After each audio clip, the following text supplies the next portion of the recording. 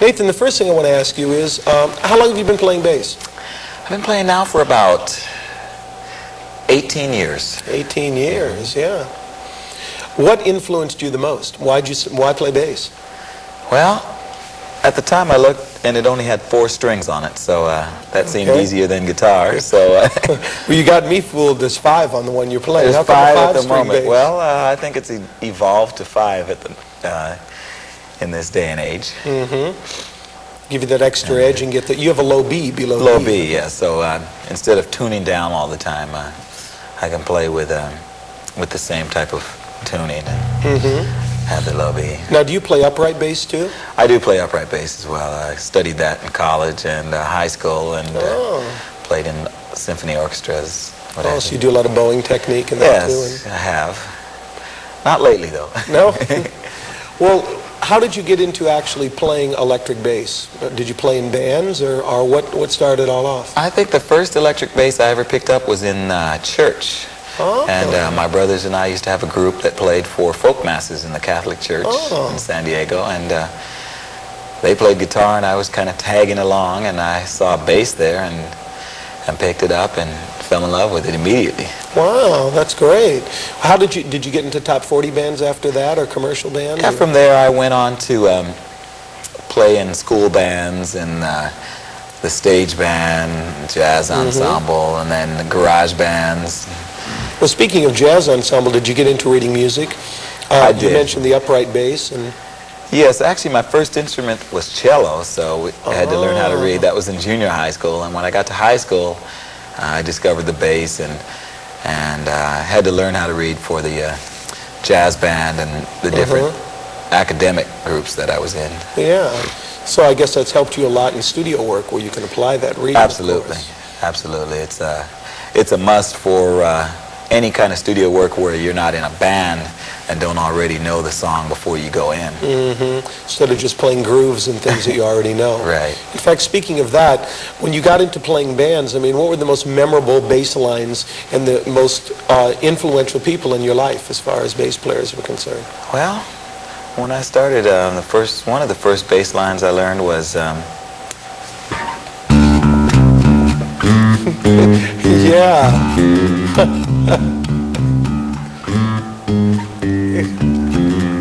Well, and Cream was out, and the ironic thing is that 18 years later, I'm playing it with Eric Clapton. Yeah, that's again, right. You know, and and you guys are going on tour again too, huh? Yes, we've been touring around the world, and we're on our way over to the Royal Albert Hall in London to play this in about a week or so. Wow, that's great. That's terrific. So I think back then, a lot of groups where I was very influenced by James Brown, some of his bass lines. Top of the Stack was one of the first ones.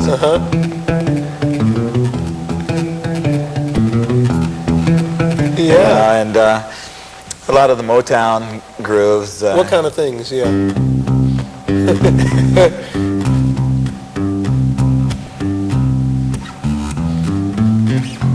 You know, those kind of things. And I used to say, well, what is that playing that? You know, and the bass line was always very memorable.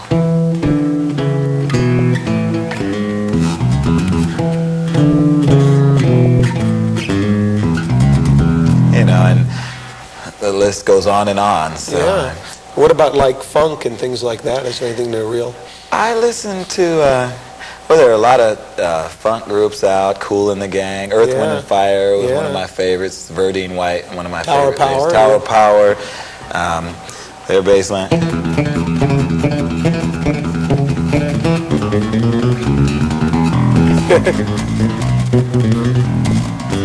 You know, and Herbie Hancock had Paul Jackson was playing bass with him, and he used to do this.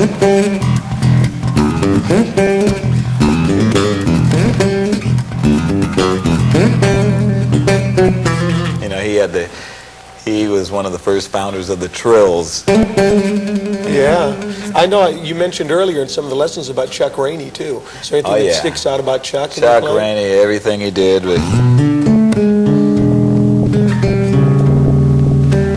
You know, he used to play great things on all the Steely Dan records, Aretha Franklin. Yeah.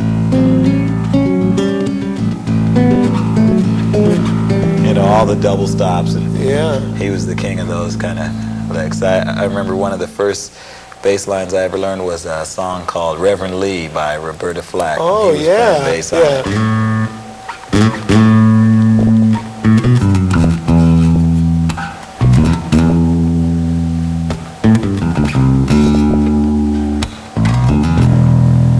Hope he's not watching. Yeah. Is there any contemporary bass players now? What about Larry Graham? And Larry Graham, the inventor of all the popping, he did Hair, and he had Graham Central Station, and that was the first time all the guys in my band were coming back from Oakland saying, there's a guy up here that's unbelievable. He makes the bass growl, and he did the slapping and popping. And so you incorporate a lot of that in your playing with them? yeah, a lot of, just whatever. Everybody has a lick that they do well.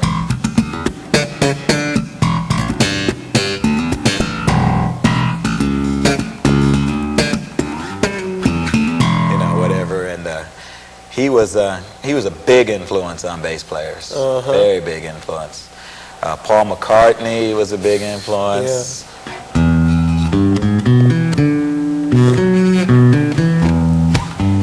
I mean, it goes on and on. And I think just in the beginning, bass lines seemed to be a big part of a lot of records. I mean, they still are. If you can identify a record by the bass line, for instance, name that tune. Exactly. Yeah. Yeah. One of my favorite lines. Stand by me. Yeah, it's like a. Well, I think the bass line contributes and gives that hook to the song, like you said.